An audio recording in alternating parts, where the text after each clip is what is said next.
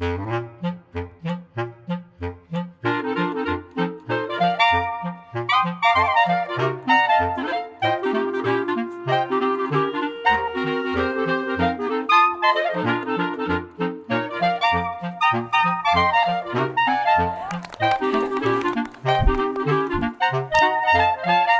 저는 주 7일 배송이 필요 없는 소비자 모임 기수인 정다울이고요. 이커머스 쪽에 CX 매니저로 일하고 있어요.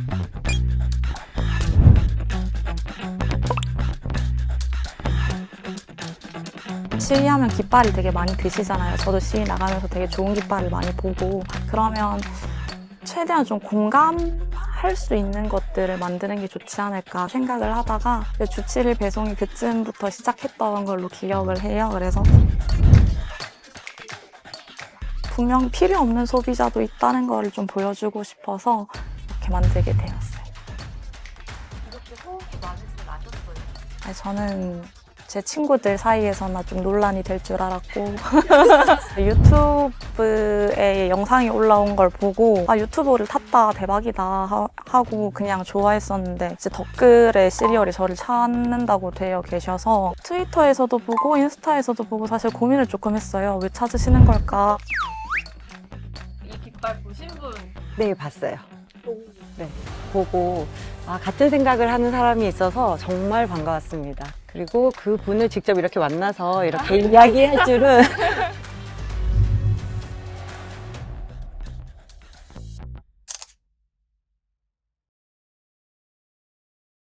주 7일 배송 얘기를 처음에 딱 듣자마자 진짜 큰일 났는데 라는 생각이 들었거든요. 이건 막아야 돼.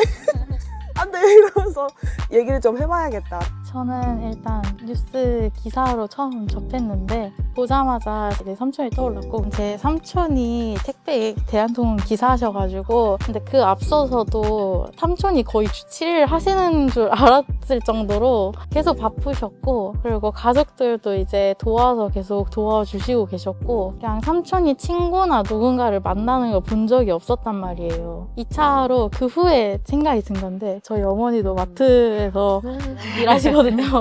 그래가지고 주 7일 하시는 어머니의 모습을 보고 자라다 보니까 이게 마음이 정말 가족으로서 좀 힘든 것도 있었고, 중요한 날 가족과 함께 보내지 못한다는 거는 좀 마음이 아픈 일이잖아요, 사실. 그걸 뭐 다른 날로 변경할 수도 없는 거고, 그 사람들도 가족이 있을 텐데 라는 생각이 좀 많이 들었고, 그리고 그 후에 이제 또 그 커뮤니티에 택배 기사님께서 쓰신 글이 한번 화두가 된 적이 있었는데, 한동안 까먹고 살다가 그 글을 다시 봤을 때는 이거는 진짜 막아야 되는구나. 뭔가 대안을 만들어두고 이걸 실행을 한 게 아니라 일단 실행을 해놓고 대안을 천천히 만들어가겠다고 한 거였구나 싶은 걸 그때 깨달아가지고 이거는 좀 말을 해서라도 알리고 좀 반대를 하는 사람들이 모였으면 좋겠다라는 생각이 들었습니다. 그 주 7일이라는 단어가 좀 머릿속에서 안 떠나더라고요. 그 단어가 풍기는 메시지가 있잖아요. 우리는 그러면 이제 주 7일이 디폴트인 사회가 되는 건 아닌가? 어떡하지 혼자다 보고 댓글들도 좀 많이 쌓여 있더라고요. 그래서 좀 필요 없는데 반대하는데 이런 사람들이 꽤 있길래 그러면 너무 반가우니까 나도 설문에 참여해야겠다. 사실 주 7일 배송은 쿠팡이 이미 2014년 로켓 배송으로 시작을 하고 있었던 거거든요. 로켓 배송이라는 단어를 쓰잖아요. 그러니까 주 7일 배송이라는 단어를 거기서 좀 낯설게 본 거예요. 그 주 7일 배송이라는 단어를 보면서 이거는 쿠팡이다. 그리고 사실 쿠팡이 저희 둘째 아이를 키웠다고 해도 과언이 아닌데, 쿠팡의 찐 고객이었던 제가 어쩌다가 이 주 7일 배송을 반대하게 되었는지, 왜 돌아서게 됐는지 이야기를 좀 나누고 싶어서 신청을 해보았습니다. 아이가 어릴 때 육아용품을 사실은 제일 많이 도움을 받았어요. 일회용 기저귀를 사용하기 시작했어요. 근데 이거를 하루에 한두 장을 쓰는 게 아니기 때문에 정말로 빠른 속도로 없어집니다. 그리고 비싸요. 그런데 제가 많이 비교를 해봤는데 쿠팡이 제일 싸더라고요. 그리고 쿠팡은 내일 딱 와 있으니까 불상사가 생기지 않는 거죠. 그래서 쿠팡이라는 시스템이 준 안정감이 있었어요. 기저귀, 물티슈, 아기 세제, 기타 등등 이런 물건들, 아이 간식까지도.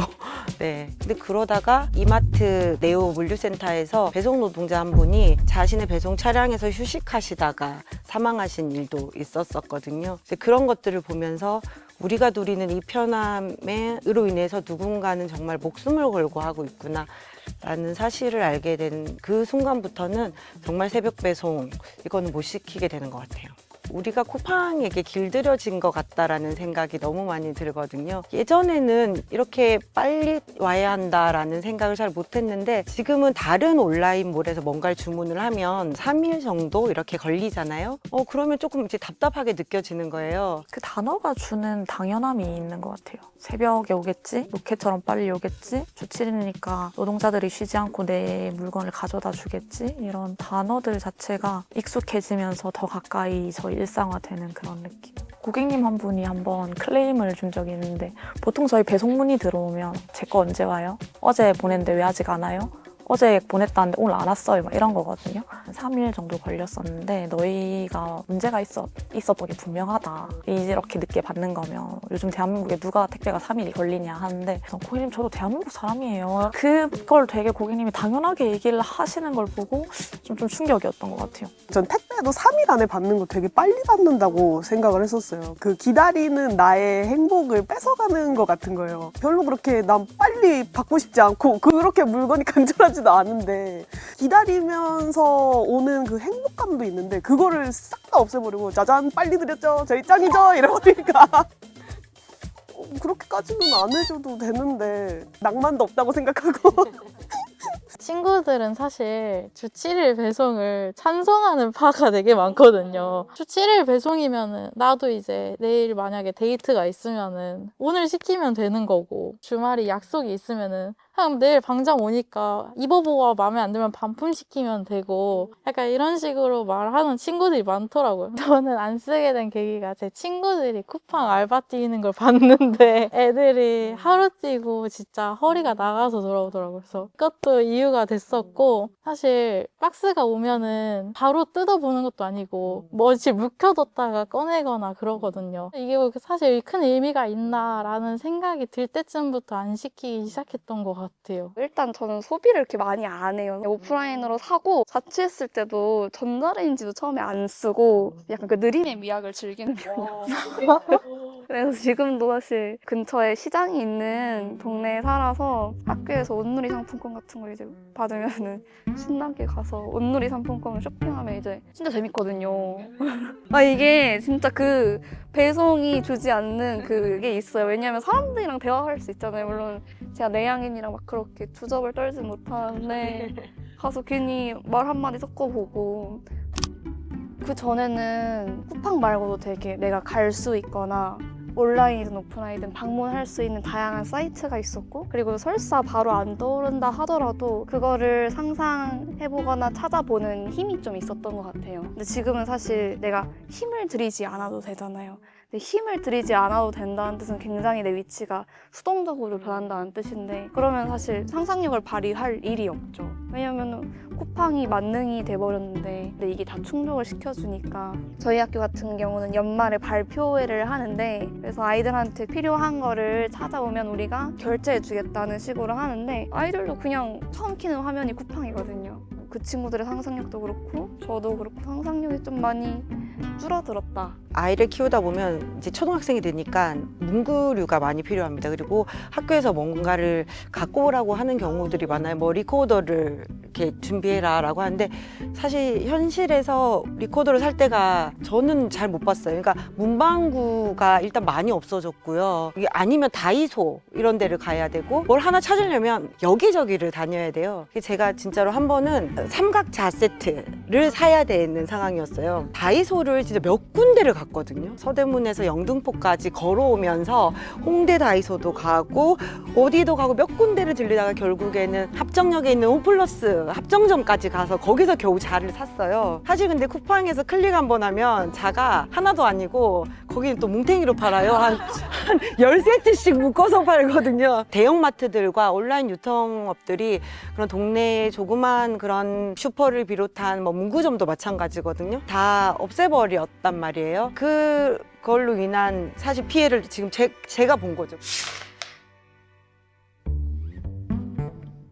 저는 이제 이렇게 택배 산업이 지금까지는 계속 그냥 빠르게 그런 빠른 속도 경쟁이 당연한 것으로 지금 달려왔다면 지금쯤에서는 어떤 게 공정한 것인가, 어떻게 올바른 방향인가 라고 한 번쯤은 이제 좀 다시 숨고르기를 해야 되는 시점이 아닌가라는 생각이 들어요. 첫 회사 다닐 때 제가 열정페이가 진짜 심했거든요. 첫 회사가. 회사에서 먹고 자고 씻고를 다 했어요. 아침 9시에 출근해서 그 다음날 8시에 퇴근하고 집에 들어가서 씻고 바로 자려고 했는데 양말을 신으려고 했는데 양말이 이제 빨래를 못 돌리니까 없는 거예요. 그래서 그날 쿠팡으로 시키고 다음날 또 아침에 들어왔는데 여기 와 있으니까 얼마나 편해요.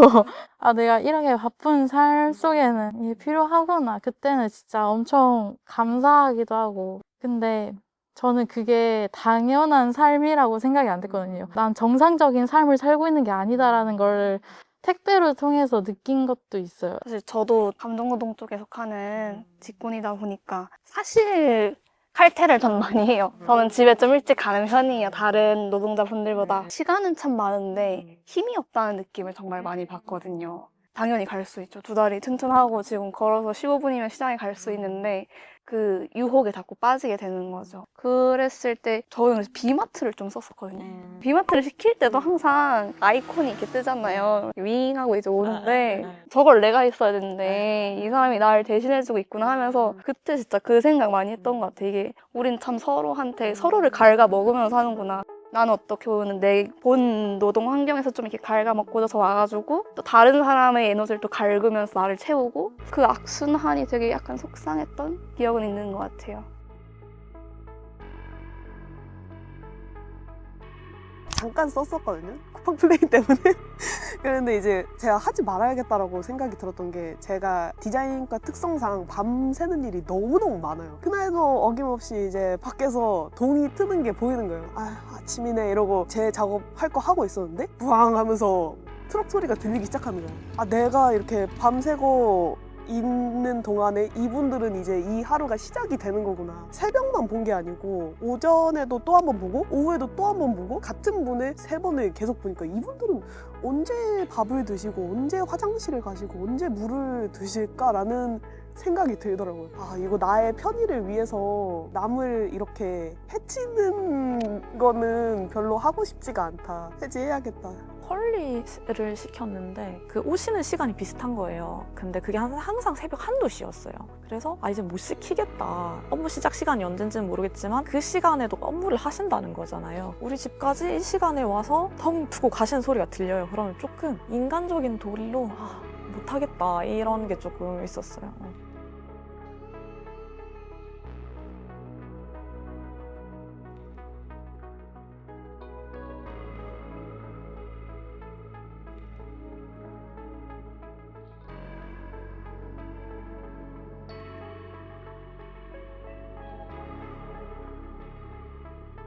강한승 대표님, 쿠팡에서 최근 5년 동안 일하다 숨진 노동자 몇 명인지 파악하고 계신가요?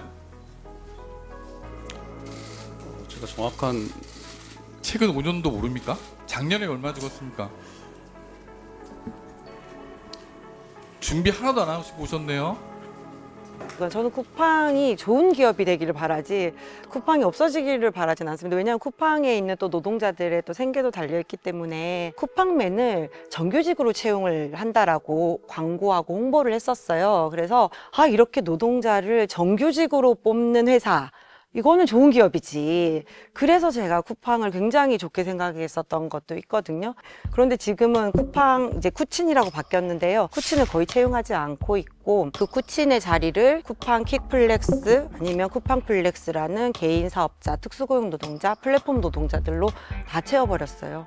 사실은 택배 노동자들이 수수료를 받거든요. 월급 제도가 아니잖아요. 그러니까 자기가 한 만큼 물량의 수수료를 떼서 받는 거기 때문에 자기가 이제 많이 하면 많이 벌 수 있다라고 이제 택배회사는 이야기를 하죠. 근데 사실은 그 수수료 제도가 공정한가라고 보면은 수수료를 너무 조금 준다라고 저는 생각이 들어요. 그러다 보니까 택배 노동자들은 특수고용 노동자이기 때문에 회사로부터 어떠한 지원도 받지 않거든요. 자기 차량을 운전해야 되고 뭐 기름값부터 시작해서 여러 가지 비용들이 발생하는데 그 비용들까지 자기가 다 책임져야 되기 때문에 많이 배송할 수밖에 없는 시스템인 거죠. 그리고 택배가 사실은 이제 배송만 하는 게 아니라 아침에 출근해서 배송 가는 자기 구역의 물건들을 분류하는 작업을 합니다. 그래서 장시간 노동 이야기가 나오는 거예요. 몇 년 전에 택배 노동자들이 과로사 문제가 굉장히 심각했을 때 택배 노조와 시민사회단체가 과로사 대책이라는 걸 만들어서 사회적 합의를 했어요. 그 합의의 주요 내용이 뭐였냐면 분류 작업은 공짜 노동이었거든요. 이거는 임금으로도 포함되지 않아요. 수수료도 없어요, 이거를. 그래서 이 분류 작업을 택배 회사가 책임져라. 그래서 분류 작업을 하기 위한 인원을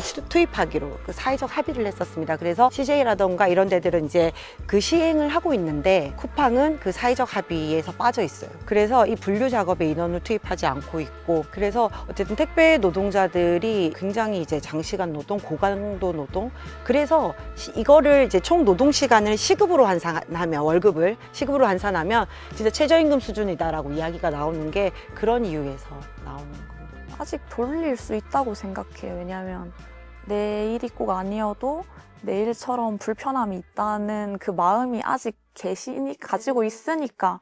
사실 시작은 지금 주 7일 택배지만 저희가 정말 많은 부분을 부딪히며 살잖아요. 판매를 하는 판매자들도 있을 거고 당장 저희들이 그걸 받는 고객들이기도 하고 하니까 그 문제가 정말 남의 일이라고 볼 수 없다고 생각을 하거든요. 쿠팡이 청문회를 할 수 있었던 이유도 국민 그 동의 청원 5만 명을 달성을 했었거든요. 그 5만 명의 국민들이 실천해 주신 거잖아요. 제가 깃발을 가지고 광장에서 만났던 분들이 되게 너무 당연히 저도 주 7일 필요 없어요 뭐 이러시는 분들도 있고, 여기에 가입하려면 어떻게 해야 돼요? 라고 하시면서 되게 긍정적인 분들이 너무 많았어요. 정말 많은 사람들이 이렇게 생각하고 있는데 우리가 알지 못하고 이제 느끼지 못하는구나 하는 조금 아쉬움도 있었거든요. 사실 그렇긴 해요. 택배 기사님한테 가서 기사님 힘내세요 뭐 저는 연대요 이럴 수도 없는 거고 기사님 입장에서 이럴 거 아니에요. 근데